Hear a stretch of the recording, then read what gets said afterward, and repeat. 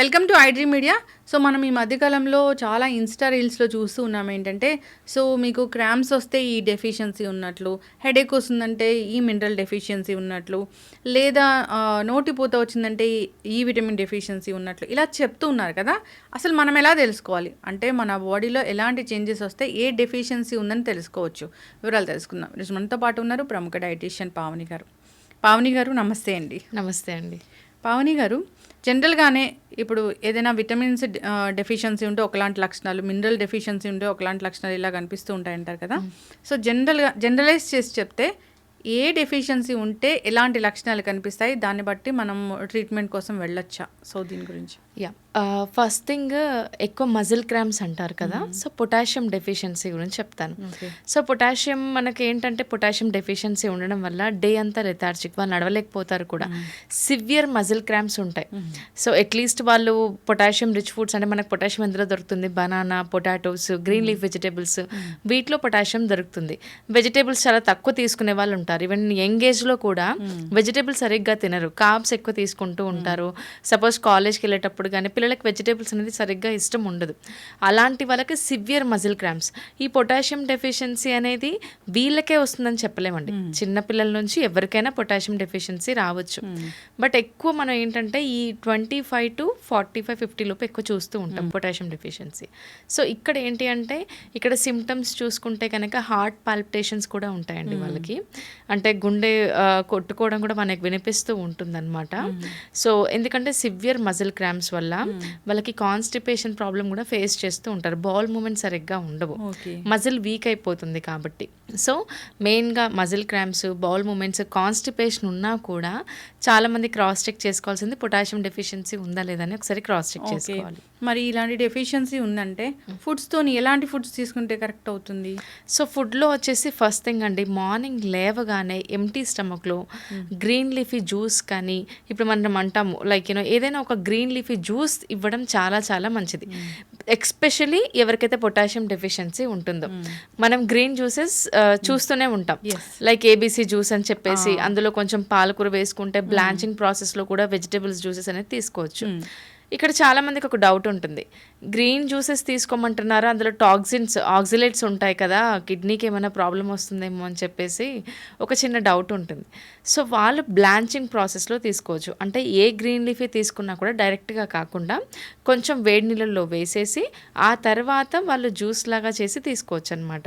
ఈ green juice అనేది empty స్టమక్లో తీసుకోవడం వల్ల చాలా చాలా బెనిఫిట్ ఉంటుంది. బట్ మినిమం 10 days తీసుకున్నాం అన్నట్టు కాకుండా మినిమం 41 days కానీ లేకపోతే 1 month కానీ కంటిన్యూగా తీసుకుంటేనే బెనిఫిట్ అనేది ఉంటుంది. సో మార్నింగ్ లేవగానే గ్రీన్ జ్యూసెస్ తీసుకోవడం చాలా మంచిది. లంచ్ కానీ బ్రేక్ఫాస్ట్ కానీ ఏ మీల్ తీసుకున్నా కూడా వాళ్ళు ఎక్కువ వెజిటేబుల్స్ అనేది ఇంక్లూడ్ చేయాలి. పర్టికులర్గా ఈ వెజిటేబుల్స్లోనే ఉంటుంది పొటాషియం అన్నట్టు లేదు. మంచిగా వెజిటేబుల్స్లో వైటమిన్స్, మినరల్స్ మనకు కంప్లీట్గా దొరుకుతాయి. సో ప్రతి మీల్ ఎక్కువ వెజిటేబుల్స్ ఉన్నట్టు చూడాలి.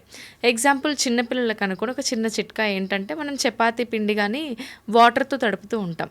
దాని బదులుగా మనం పాలకూర కానీ ఏ కూరగాయ కానీ గ్రీన్ లీఫీ కొంచెం వాటర్ వేసేసి బాయిల్ చేసేసి అది మిక్సీ పట్టేసి దాంతో చపాతీ పిండి కలిపామనుకోండి. సో దానివల్ల కూడా గ్రీన్ కలర్లో రావడం కానీ పిల్లలు చపాతీ ఇష్టంగా కూడా తింటారు. సో ఆ విధంగా కొన్ని చిట్కాలు పాటిస్తూ పిల్లలకి అట్లీస్ట్ గ్రీన్ లీఫ్ వెజిటేబుల్స్ అనేది ఇవ్వాలి. పెద్దలకు కూడా చాలా చాలా మంచిది. అండ్ ఎక్కువ కరివేపాకు, కొత్తిమీర ఎక్కువ యూస్ చేస్తూ ఉండాలన్నమాట. ఇంకోటి తమలపాకులు కూడా ఎక్కువ యూస్ చేస్తూ ఉండాలి.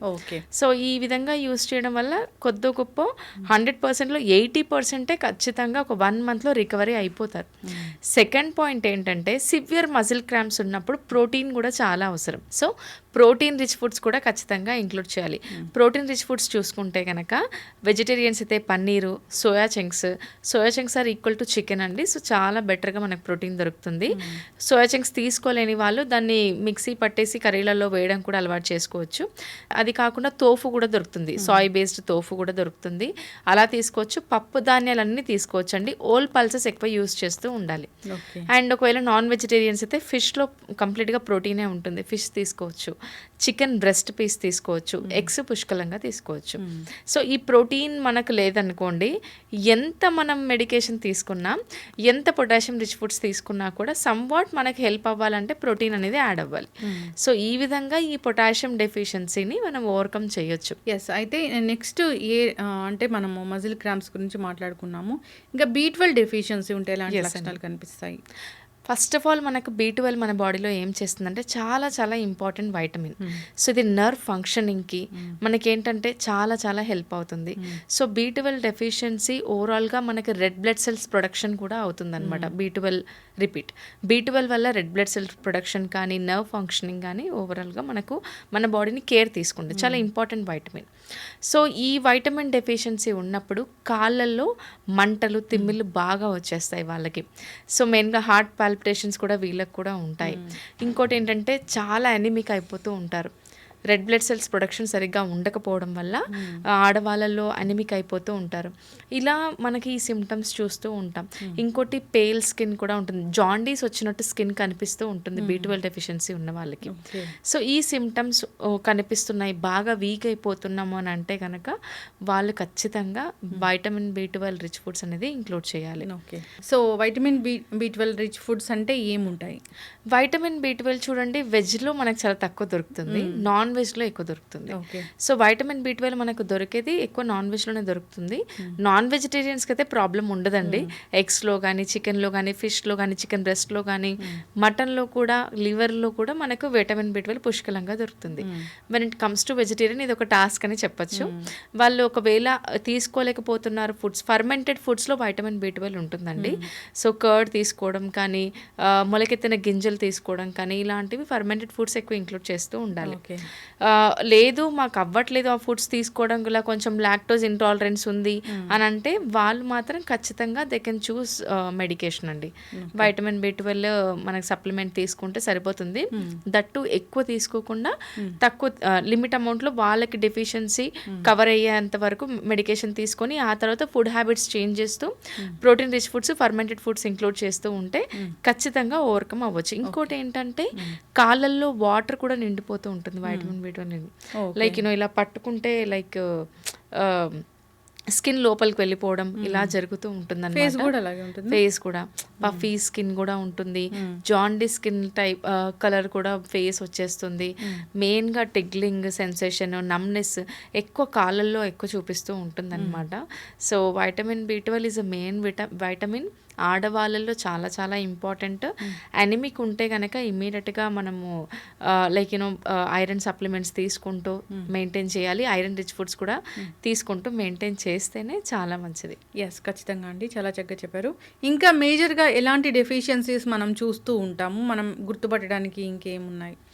Vitamin D is an important vitamin అండి. ఓవరాల్ ఒక వైటమిన్ మన బాడీ ఫంక్షనింగ్ చేస్తుంది అంటే అది వైటమిన్ D. వైటమిన్ D చాలా మంది అనుకుంటారు ఏంటంటే సన్లైట్ ఎక్స్పోజర్ వల్ల మనకు వైటమిన్ D దొరుకుతుందని చెప్పేసి. 1 day 2 days సన్లైట్ ఎక్స్పోజర్ చేస్తే కాదు, కంటిన్యూగా మనం రెగ్యులర్గా అది ఒక అలవాటుగా మనం చూసుకోవాలి. వైటమిన్ D ఏం చేస్తుందంటే కాల్షియం అబ్జర్ప్షన్లో చాలా చాలా మెయిన్ రోల్ ప్లే చేస్తుంది. ఎవరికైతే నీ పెయిన్స్ ఉంటాయో, బోన్ పెయిన్స్ ఉంటాయో వాళ్ళకి ఖచ్చితంగా వైటమిన్ D డెఫిసిట్ ఉందా లేదా అనేది చెక్ చేసుకోవాలి. ఈ వైటమిన్ D ఓన్లీ బోన్స్ దగ్గరే కాదండి, ఓవరాల్ బాడీ ఫంక్షనింగ్కి మనకి హెల్ప్ అవుతుంది అనమాట. సో ఈ వైటమిన్ D డెఫిషియన్సీ ఉన్న వాళ్ళు ఎక్కువ milk and milk products include చేయడం వల్ల కానీ, ఫిష్ ఇంక్లూడ్ చేయడం వల్ల కానీ, లేకపోతే సన్లైట్కి ఎక్స్పోజర్ అవ్వడం వల్ల, ఇలాంటి వైటమిన్ D రిచ్ ఫుడ్స్ని ఇంక్లూడ్ చేయడం వల్ల చాలా చాలా హెల్ప్ అవుతుంది. మెయిన్గా ఏంటంటే కాల్షియం అబ్జార్ప్షన్ ప్రాపర్గా అవ్వాలి అంటే అక్కడ వైటమిన్ D ఉండాలి. సో వైటమిన్ D మనం ఖచ్చితంగా ఇంక్లూడ్ చేస్తూ ఉండాలి. ఎవరైనా సరే అబౌట్ 20 ఏజ్ ఉన్న వాళ్ళు, ఈవెన్ చిన్నపిల్లల్లో కూడా వైటమిన్ D డెఫిషియన్సీ చూస్తామండి. అబౌట్ 20 ఏజ్ ఉన్న వాళ్ళే ఖచ్చితంగా once in a year vitamin D, vitamin B12, electrolytes అంటే పొటాషియం, సోడియం, ఈ టెస్ట్ అనేది ఖచ్చితంగా చేయించుకుంటూ ఉండాలి హెల్త్ చెకప్లో.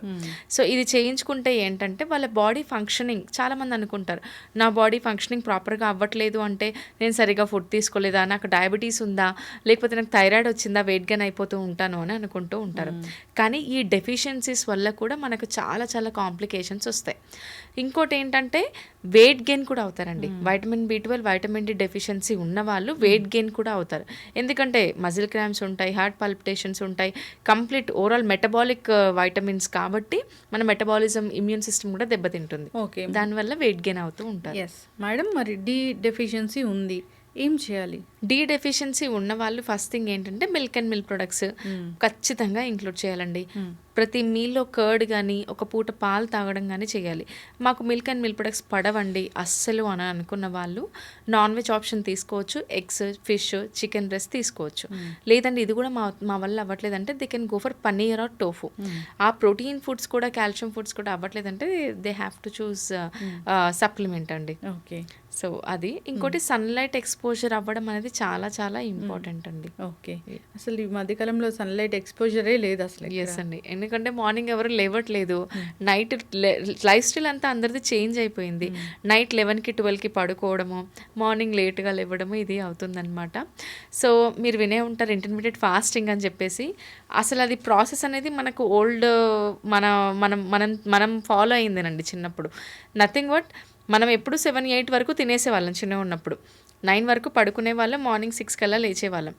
దీన్నే ఇప్పుడు ఇంటర్మీడియట్ ఫాస్టింగ్ అంటున్నాం. బట్ ఎనీథింగ్ ఈస్ లైక్ మనము ప్రాపర్గా 8 hours ఆఫ్ స్లీప్ మెయింటైన్ చేస్తూ, వాటర్ ఇంటేక్ సరిగ్గా తీసుకుంటూ, మెయిన్గా ఫ్రూట్స్ అండ్ వెజిటేబుల్స్ ప్రాపర్గా ఇంక్లూడ్ చేస్తూ కార్బ్స్ని కంట్రోల్ చేసామనుకోండి, ఖచ్చితంగా హెల్దీ డైట్ అనేది మెయింటైన్ చేస్తూ హెల్దీ లైఫ్ స్టైల్ మెయింటైన్ చేయొచ్చు.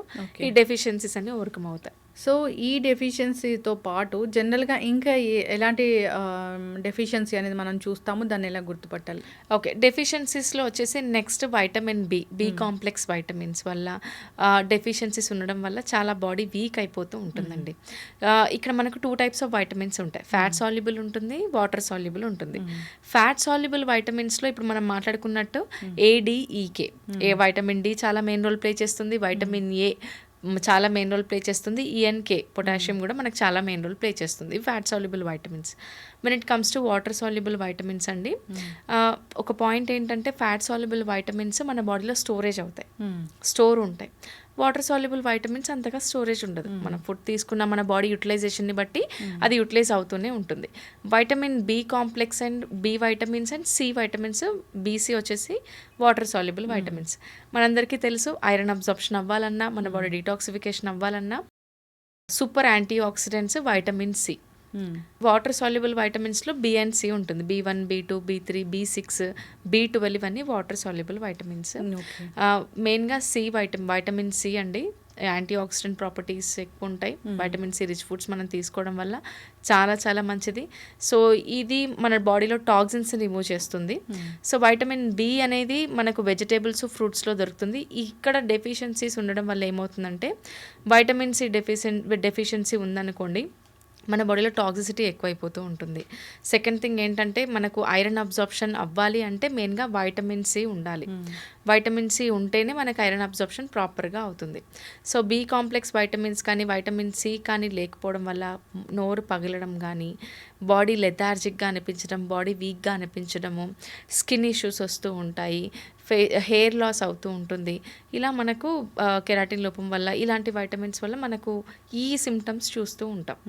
సో ఈ సిమ్టమ్స్ని ఓవర్కమ్ చేయాలి అంటే మెయిన్గా లెమన్స్ యూస్ చేయడం కానీ, సిట్రిక్ యాసిడ్ అంటే like citric acid rich foods include చేయడం కానీ, లైక్ ఎట్లా అంటే పులుపు ఎక్కువ ఉన్న ఫుడ్స్ తామరిండి ఇంక్లూడ్ చేయడము, సంత్రాలు తినడం కానీ, కివీ ఇంక్లూడ్ చేయడం కానీ, ఇలాంటివి ఇంక్లూడ్ చేయడం వల్ల మనం ఆల్మోస్ట్ ఓవర్కమ్ అవుతాము.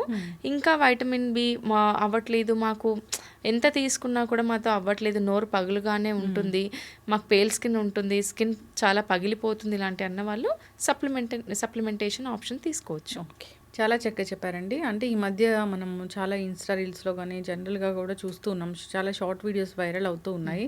అంటే మీకు ఇలాంటి లక్షణాలు కనిపిస్తే ఈ డెఫిషియన్సీ ఉన్నట్లు వీటిని తీసుకోండి అన్నట్లు చాలా చక్కగా చెప్పారండి, చాలా విపులంగా చెప్పారు.